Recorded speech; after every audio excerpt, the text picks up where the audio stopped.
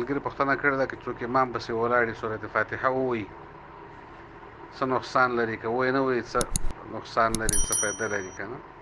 ورور موږ د احنافو مسلک دا دی، موږ الحمدلله احناف یو، د امام ابو حنیفه رحمه الله په مذهب یو، مقلدین یو.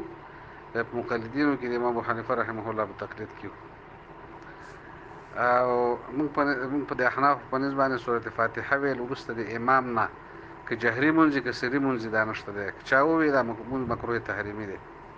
حدیث پاک کې راځي، د ځان نه دی لګیا، حدیث پاک کې راځي من کان له امام فقراءة الامام له قراءة، د چا چې امام وي نو د قرات د امام د قرات دی، بس چې د امام قرات د قرات شو نو ته ویل څه ضرورت شو چې تکرار په یو شي کې راځي. او یو نبی علیه الصلاة والسلام همداسې په مانځه ولاړو نو چا شاته قرات ویلې، نبي صلی الله علیه وسلم وګرځوي دا څوک دی چې ما سره په مانځه کې معارضه کوله، نو هغه یو چا قرات ویلو. لهذا د احنافو په نسبت باندې وروسته د امام نه امام پسې ولاړې قرات سورة فاتحه لوستل نشته، که چا ولوسته مکروه تحریمي دی. السلام علیکم ورحمت الله.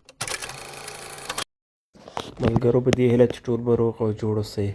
تاسو هم کولی شئ چې خپلې دیني پوښتنې د ویډیو په کمنټ کې راولېږئ تر څو مفتي صاحب درته ځواب کړي.